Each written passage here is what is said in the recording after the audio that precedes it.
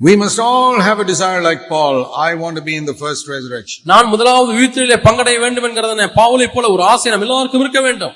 Now Paul tells us how he is going to be in that first resurrection. இப்பொழுது பவுல் எப்படி அந்த முதலாம் உயிர்த்தெழுதலிலே பங்கு பெற போகிறேன் என்று சொல்கிறார். Acts 24:16. அப்போஸ்தலர் 24ஆம் அதிகாரம் 16ஆம் வசனம். Because of this, in view of this, இதனால் இத நிமித்தமாய் I do my best to keep a blameless conscience before God and before men. தேவனுக்கு மனுஷருக்கு முன்பாக எப்பொழுதும் குற்றமற்ற மனசாட்சி உடையவனாய் இருக்க பிரயாசப்படுகிறேன். There are two relationships that we have as human beings. மனுஷர்களாய் இருக்கக்கூடிய நமக்கு இரண்டு உறவுகள் உண்டு. One is vertically towards God. ஒன்று செங்குத்தான ஒரு உறவு தேவனோடு உள்ள உறவு. The other is horizontally towards men. இரண்டாவது கிடைமட்டமாய் இருக்கக்கூடிய உறவு மனிதனோடு உள்ள உறவு. That is symbolized on the cross. இது கல்வாரி சிலுவையிலே அடையாளமாய் காணப்படுகிறது. We have two relationships. நாம் இரண்டு உறவுகளிலே இருக்கிறோம். Toward God and toward men. தேவனோடும் மனிதனோடும் உள்ள உறவு. And Jesus died for the sins we have committed towards God and towards men on the cross. தேவன் முன்பாகவும் மனிதர்கள் முன்பாகவும் செய்த பாவங்களுக்காக அவர் அந்த சிலுவையிலே மரித்தார். But we must confess it. ஆனால் நாம் அதை அறிக்கை செய்ய வேண்டும். And turn from it. அதை விட்டு விலக வேண்டும், திரும்ப வேண்டும். All the sins I have committed against God, தேவனுக்கு விரோதமாய் நான் செய்த அனைத்து பாவங்கள், whatever I remember I confess. இவையெல்லாம் நினைவுக்கு வருகிறதோ அவையெல்லாம் அறிக்கை செய்கிறேன். And I turn from it. அவை விட்டு மனம் திரும்புகிறேன். And all the sins I have committed against my wife or husband or neighbors or anybody, மனைவிக்கு விரோதமாக, கணவனுக்கு விரோதமாக, அயலகத்தாருக்கு விரோதமாக அல்லது யாருக்கு விரோதமாக செய்த எல்லா பாவங்களை விட்டும் நான் மனம் திரும்ப வேண்டும். I confess it. அதை அறிக்கை செய்கிறேன். If I have hurt people, I have to confess to the men. நான் யாரையாவது புண்படுத்தி இருந்தால் அவர்களிடத்திலே போய் நான் அறிக்கை செய்ய வேண்டும். You have to go to your wife and say, please forgive me for all the times I hurt you in my life. மனைவியிடத்திலே போய் உன்னை புண்பட செய்த எல்லா நாட்களுக்காக நான் மனம் திரும்புகிறேன், அவர்கிட்ட மன்னிப்பு கேட்கிறேன் சொல்லுங்கள். Haven't you husbands hurt your wives? கணவன்மார்களே உங்கள் மனைவிமார்களே நீங்கள் புண்படுத்தவில்லையா? I tell you, there is no husband in the world who has never hurt his wife. மனைவியை புண்படுத்தவே இல்லை என்று சொல்லக்கூடிய ஒரு புருஷன் கூட இந்த உலகத்தில் இல்லை என்று நான் உங்களுக்கு சொல்கிறேன். If a man says that, he is a liar. அப்படி யாராவது சொன்னால் அவன் ஒரு பொய்யன். There is no wife who has never hurt her husband. கணவனை புண்படுத்தாத மனைவியும் இல்லை. Anybody who says that is a liar. நான் புண்படுத்தவே இல்லை என்று சொல்லக்கூடிய யாராக இருந்தாலும் அவன் பொய்யன். So we must go to our husband and wife and say, please forgive me for all the wrong things I did to you for the last 20-30 years. கடந்த 20-30 ஆண்டுகளாக உனக்கு செய்த எல்லா தவறான காரியங்களுக்காக நான் வருத்தப்பட்டு உன்னிடத்தில் மன்னிப்பு கேட்கிறேன் என்று சொல்லி ஒருவரிடத்தில் ஒருவர் போய் மன்னிப்பு கேளுங்கள். That is difficult because it will humble our pride. இது நம்முடைய பெருமையை தாழ்த்திவிடும். ஆகவே மன்னிப்பு கேட்பது கஷ்டமாக இருக்கிறது அல்லவா? Why is it difficult to confess it? அறிக்கை செய்வதற்கு ஏன் கடினமாக இருக்கிறது? Because we are such proud people. நாம் அவ்வளவு பெருமையுள்ள மக்கள். You have to go to younger brothers and younger sisters whom you have hurt by your actions and your words. உங்களை வார்த்தை நிமித்தமாகவும் உங்களுடைய செய்கை நிமித்தமாகவும் மனம் புண்படைய செய்த உங்களை காட்டிலும் வயதிலே குறைந்த சகோதரனிடத்திலே சென்று உங்களை தாழ்த்தி மன்னிப்பு கேளுங்கள். If you don't do that, அதை செய்யவில்லை என்றால் you are not going to be in the first resurrection. நீங்கள் கண்டிப்பாக நான் சொல்லுகிறேன் முதல் உயிர்த்தெழுதலில் நீங்கள் பங்கடைய மாட்டீர்கள். That's what Paul says. Pavul சொல்கிறார், because I want to be in the first resurrection, நான் முதலாம் உயிர்த்தெழுதலிலே பங்கடைய வேண்டும் என்று விரும்புகிறபடினாலே I am willing to humble myself to any extent. எந்த அளவுக்கும் என்னை தாழ்த்துவதற்கு நான் ஆயத்தமாக இருக்கிறேன். That is the meaning of verse 16. I do my best. நான் பிரயாசப்படுகிறேன் என்று சொல்லக்கூடிய அந்த வசனத்தினுடைய அர்த்தம் இதுதான். 16ஆம் வசனத்திலே to do what? எதை செய்ய பிரயாசப்படுகிறார்? It is easy to have a good conscience before God. தேவனுக்கு முன்பாக நல்மனசாட்சியை வைத்திருப்பது எளிது. Very easy. மிகவும் எளிது. I can say, oh Lord, I'm sorry, I did this. ஆண்டவரே என்னை மன்னித்துவிடுங்கள் ஆண்டவரே, நான் இதை செய்தேன் அதை செய்தேன், மன்னியும் என்று தேவனிடத்திலே போய் கேட்பது எளிது. To go to somebody bigger than you like God and confess is very easy. உங்களை காட்டிலும் பெரியவர்களாக இருக்கிறவர்கள் தேவனை போல இருக்கிற இடத்திலேயே போய் மன்னிப்பு கேட்பது அறிக்கை செய்வது என்பது எளிது. But to go to somebody lower than you, உங்களை காட்டிலும் வயதிலே குறைந்தவர்கள், கீழானவர்கள், younger than you, உங்களை காட்டிலும் இளையவர்கள், junior to you, உங்களை காட்டிலும் இளமையானவர்கள், like your wife, மனைவி, or a younger brother, இளைய சகோதரன், or a younger sister, இளைய சகோதரி, or your children, அல்லது உங்களுடைய பிள்ளைகள். Is there any father who has never done anything wrong in the way he brought up his children? தன்னுடைய பிள்ளைகளை வளர்த்த விஷயத்தில் தவறே செய்யாத ஒரு தகப்பன் உண்டா? Nobody in the world. உலகத்திலே யாரும் இல்லை. I have been a father for about 42 years. 42 ஆண்டுகளாக நான் ஒரு தகப்பனா இருந்திருக்கிறேன். But I'm not a perfect father. நான் ஒரு பூரணமான தகப்பன் அல்ல. My children are all disciples of Jesus today because God had mercy on them. That's all I can say. இந்த பிள்ளைகள் எல்லாரும் இன்றைக்கு ஆண்டவருடைய சீஷர்களாக இருக்கிறார்கள். அது ஏன் என்று சொன்னால் தேவன் அவர்கள் மீது இரக்கமாக இருக்கிறார். அவ்வளவுதான் நான் சொல்லுவேன். If they married God-fearing wives, it was God's mercy. தேவனுக்கு பயப்படுகிற பெண்களை திருமணம் செய்திருக்கிறார்கள் என்று சொன்னால் அது தேவனுடைய இரக்கமே இல்லாமல் வேறு ஒன்றுமல்ல. Not because of me. அது என் நிமித்தமாக அல்ல. My wife and I used to pray for them. That's all. நானும் என்னுடைய துணைவியாரும் அவர்களுக்காக ஜெபிப்போம், அவ்வளவுதான். We disciplined them. நாங்கள் அவர்களை ஒழுங்குபடுத்தி இருக்கிறோம். But I made so many mistakes in my disciplining them. ஆனால் அவர்களை ஒழுங்குபடுத்துவதிலே கண்டிப்பதிலே எவ்வளவு தவறுகளை செய்திருக்கிறேன். I sometimes discipline them in anger. நான் சில சமயத்தில் கோபமடைந்து அவர்களை கண்டித்திருக்கிறேன். Sometimes I discipline them wrongly when they did not deserve to be disciplined. சில சமயத்தில் அவர்களுக்கு தண்டனை தேவையில்லாத இருக்கும் பொழுது நான் தவறாய் அவர்களை தண்டித்திருக்கிறேன். I made so many mistakes. நான் எவ்வளவு தவறுகளை செய்திருக்கிறேன். As a father, தகப்பனாய் இருக்கிற நான் I did not spend enough time with them when they were small to encourage them as I should have done. நான் அவர்கள் சிறு பிள்ளைகளா இருக்கும் பொழுது நான் அவர்களோடு கூட நேரத்தை செலவு செய்யவில்லை.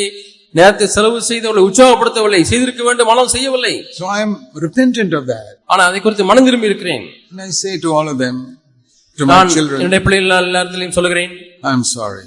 என்னை மன்னிச்சிருங்க பிள்ளைகளே. For all the failures I made as a father. தகப்பனாய் இருந்து என்னுடைய தோல்விகள் எல்லாவற்றுக்காக என்னை மன்னித்து விடுங்கள்.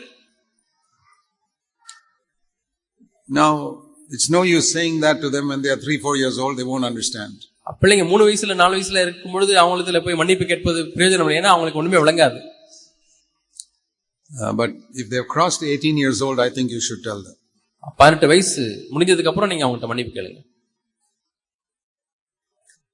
I want to set everything right with every human being in the whole world. இந்த முழு உலகத்திலும் எல்லா மனிதரோடு கூட நான் காரியங்களை சரி செய்ய விரும்புகிறேன். I'll tell you why. ஏன் தெரியுமா? Because I want to be in the first resurrection. நான் முதலாம் உயிர்த்தெழுதலிலே நான் பங்கடைய வேண்டும். Read it again. மீண்டுமாய் வாசியுங்கள். Acts 24:15. அப்போஸ்தலர் 24:15. There will certainly be a resurrection of the righteous and a resurrection of the wicked. நீதிமான்களுடைய உயிர்த்தெழுதலும் அநீதிமான்களுடைய உயிர்த்தெழுதலும் கண்டிப்பாக இருக்கிறது. And we saw in Revelation 20, those are blessed and holy who take part in the first resurrection. முதலாம் உயிர்த்தெழுதலிலே பங்குள்ளவன் அவன் பாக்கியவானும் பரிசுத்தவானுமாய் இருக்கிறான் என்று வெளிப்படுத்தின விசேஷத்திலே வாசித்தோம். And so Paul says, I do my best to keep my conscience clear before God and before men. ஆகவே தேவனுக்கு மனிதனுக்கு முன்பாக மனசாட்சி குற்றமற்ற மனசாட்சியாய் இருக்கும்படிக்கு பிரயாசப்படுகிறேன் என்று சொல்கிறார். You know, when Jesus spoke about the resurrection, உயிர்த்தெழுதலை பற்றி இயேசு பேசின பொழுது he also spoke in John chapter 5, யோவான் 5ஆம் அதிகாரத்திலே அவர் பேசியிருக்கிறார். verse 28. 28ஆம் வசனம். John 5:28. யோவான் 5:28. Don't be surprised, an hour is coming. All those who are in the tombs will hear the voice of the Son of God. யோவான் 5:28 வாசிக்கிறோம். இதை குறித்து நீங்கள் ஆச்சரியப்பட வேண்டாம். ஏனென்றால் பிரேத குழிகளில் உள்ள அனைவரும் அவருடைய சத்தத்தை கேட்கும் காலம் வரும். And they will all come forth. எல்லாரும் எழுந்திருப்பார்கள், புறப்படுவார்கள். But there'll be 2 resurrections. அங்கே 2 உயிர்த்தெழுதல் இருக்கும். One, a resurrection of life, and the other, a resurrection of judgment. ஒன்று நன்மை செய்தவருடைய உயிர்த்தெழுதல், இன்னொன்று தீமை செய்தவருடைய ஆக்கினை அடையும்படியாக இருக்கக்கூடிய உயிர்த்தெழுதல். Jesus said that. இயேசு சொல்லி இருக்கிறார். Resurrection of life and a resurrection of judgment. ஒன்று உயிர்த்தெழுதலை பெறுவதற்கு ஜீவனை அடையும்படியான உயிர்த்தெழுதல், இன்னொன்று ஆக்கினை அடையும்படியான உயிர்த்தெழுதல். I don't want to be in the resurrection of judgment. ஆக்கினை அடையும்படியாக நான் உயிர்த்தெழுதலிலே நான் பங்கு பெற விரும்பவில்லை. How to escape that? அதிலிருந்து எப்படி தப்பித்துக் கொள்வது? 1 Corinthians 11, 1 கொரிந்தியர் 11ஆம் அதிகாரம் verse 31. 31ஆம் வசனம். 1 Corinthians 11, 1 கொரிந்தியர் 11ஆம் அதிகாரம் verse 31. 31ஆம் வசனம். If we judge ourselves rightly, we will not be judged in the final day. நம்மை நாமே நிதானித்து அறிந்தால் நாம் அந்த கடைசி நாளிலே நியாயந்தீர்க்கப்படும். I want to be like that. நான் அப்படி இருக்க விரும்புகிறேன். I will not be judged if I judge myself today. இன்றைக்கு நான் என்ன நியாயந்தீர்த்தால் அந்த நாளிலே நியாயந்தீர்க்கப்பட மாட்டேன். That means if I keep my conscience clear now, இப்பொழுது நான் என்னுடைய மனசாட்சி சுத்தமாய் வைத்துக் கொண்டால், not my outward life, என்னுடைய வெளியரங்கமான வாழ்க்கை அல்ல, inward righteousness, உள்ளான நீதி, Let me tell you, my brothers and sisters, அருமையான சகோதர சகோதரிகளே, உங்களுக்கு நான் சொல்லுகிறேன், if you don't have peace and joy in your inner life, உன்னுடைய உள்ளான வாழ்க்கையிலே சந்தோஷமும் சமாதானமும் இல்லை என்றால், I can say with almost certainty that it is because your conscience is not clear. உன்னுடைய மனசாட்சி சுத்தமாய் இல்லை என்பதுதான் காரணம் என்பதை நான் மிகுந்த நிச்சயத்தோடு கூட சொல்கிறேன். There is something you have not set right with God. நீங்கள் தேவனோடு கூட சரி செய்யாத காரியங்கள் உண்டு. There is something you have not set right with man. மனிதனோடு சரி செய்யாத காரியங்கள் உங்களிடத்தில் உண்டு. And that is why your conscience is troubling you. ஆகவே தான் உங்களுடைய மனசாட்சி உங்களை உறுத்திக்கொண்டே இருக்கிறது. Don't shut down that voice. அதை நீங்கள் அப்படியே அமுக்கி போட்டு விட வேண்டாம். Because that conscience is your best friend. அந்த மனசாட்சி தான் உங்களுடைய சிறந்த நண்பர். When your conscience tells you something wrong, it's like a preacher living inside your heart saying you have done something wrong. உங்களுக்குள்ளே ஒரு பிரசங்கியாரே வாழ்ந்து கொண்டு நீ தவறு செய்து விட்டாய் என்று சொல்லி பிரசங்கிப்பது போல உங்களுடைய மனசாட்சி உங்களுக்கு ஒரு பிரசங்கியாராய் இருக்கிறது. Don't kill that preacher because he's the best preacher you can have. உங்களுக்கு நீங்கள் கொண்டிருக்கக்கூடிய சிறந்த பிரசங்கியார் உங்களுடைய மனசாட்சி தான். ஆகவே அந்த பிரசங்கியாரை கொன்று விட வேண்டாம். The prick of conscience is like pain in our body. மனசாட்சியுடைய உறுத்துதல் நம்முடைய சரீரத்திலே இருக்கக்கூடிய வலியை போல இருக்கிறது. How many of you know that pain is one of the greatest blessings God has given you? வலி என்பது தேவன் உங்களுக்கு கொடுத்திருக்கக்கூடிய மிகப்பெரிய ஆசீர்வாதம் என்று எத்தனை பேர் உங்களுக்கு தெரியும்? Do you know that pain is a blessing? வலி என்பது ஆசீர்வாதம் என்று உங்களுக்கு தெரியுமா? You have some severe pain, உங்களுக்கு கடுமையான வலி ஏற்படுகிறது, or continuous fever, அல்லது தொடர்ந்து ஜுரம், or headache. அல்லது தலைவலி. You go to a doctor. Doctor இடத்தில் செல்கிறீர்கள். The doctor examines you. Doctor உங்களை பரிசோதித்து பார்க்கிறார். You got cancer. உனக்கு கேன்சர் வந்து விட்டது. Come, we will do some surgery and heal you. வா, உனக்கு அறுவை சிகிச்சை செய்து அதை குணமாக்குவோம். How did you know about the cancer? Cancer வந்து விட்டது என்று எப்படி உங்களுக்கு தெரியும்? Through pain. வலியின் மூலமாக. If the pain was not there, வலியே இல்லாமல் இருந்திருந்தால் you would have died நீங்கள் மரித்திருந்திருப்பீர்கள். without even knowing that there was a sickness. அங்கே வியாதி இருந்தது என்று அறியாமலேயே மரித்திருந்திருப்பீர்கள். When you get a thorn in your foot, உடைய காலிலே முள் குத்துமேனால் pain, வலி, telling you take it out immediately. உடனடியாக இந்த முள்ளை எடுத்து போடு, பிடுங்கி போடு என்று சொல்லக்கூடியதுதான் அந்த வலி. What will happen if you ignore the pain and keep the thorn in your foot? அந்த வலியே உங்களுக்கு தெரியாதபடிக்கு அந்த வலியை நீங்கள் அல்ல தட்டிவிட்டு முள்ளை காலிலே வைத்துக் கொண்டிருந்தால் என்ன நடக்கும்? You know what will happen? என்ன சம்பவிக்கும் தெரியுமா? That will get infected. அங்கே இன்ஃபெக்ஷன் வந்துவிடும். And it will become pus. அங்கே seal வைத்துவிடும். And if you keep on ignoring it, நீங்கள் தொடர்ந்து அதை கண்டுகொள்ளாமலே விட்டுவிட்டால், one day the doctor will have to cut off your foot. ஒரு நாள் மருத்துவர் சொல்வார் இந்த காலை வெட்டி எடுக்க வேண்டும். Because the whole foot is spoiled. முழு காலுமே அது கெட்டுவிட்டது. But that would not have happened if you had taken out the thorn as soon as you felt the pain. வலியை உணர்ந்த மாத்திரத்திலே இந்த முள்ளை நீங்கள் பிடுங்கி போட்டிருந்தால் இப்பொழுது காலை எடுக்க வேண்டிய கட்டம் வந்திருக்காது. But in these physical things we are so quick to இந்த சரீர பிரகாரமான காரியங்களை நாம் மிகவும் தீவிரமாய் செயல்படுகிறோம். A prick of the conscience is like a prick of a thorn in your foot. மனசாட்சி குத்துகிறதே அது உங்கள் காலிலே குத்துகிற முள்ளை போல. Don't ignore it. அதை நீங்கள் கண்டுகொள்ளாமல் விட்டுவிட வேண்டாம், அலட்சியம் செய்ய வேண்டாம். If you say, yeah, it's not unbearable, I will keep it for 1 week, this thorn in my foot. கால்ல முள்ளு குத்திருச்சு, தாங்க முடியாத வலி எல்லாம் இல்லை, ஆகவே ஒரு வாரம் அந்த முள்ளை வைத்துக் கொள்கிறேன் என்று நீங்கள் சொல்லுகிறீர்கள். Have you heard anybody so stupid as that? இது போன்ற சொல்லுவதை யாராவது பார்த்திருக்கிறீர்களா புத்தியனமாய்? What are you gaining by keeping that thorn in your foot for 1 week? அந்த முள்ளை காலிலே ஒரு வாரம் வைத்திருப்பதனாலே நீங்கள் எதை ஆதாயப்படுத்திக் கொள்ள போகிறீர்கள்? Every day your foot is getting worse. ஒவ்வொரு நாளும் உங்களுடைய கால் மோசமாகிக் கொண்டே போகிறது. Physical pain we can feel. சரீர பிரகாரமான வலியை நாம் உணரலாம். When your heart is destroyed, sometimes you can't see it. உங்களுடைய இருதயமானது சில சமயத்தில் கெட்டு போய் விட்டால் அந்த வலியை உணர முடியாது. You know, people who smoke cigarettes, புகை பிடிக்கிறவர்கள், their lungs gradually become black.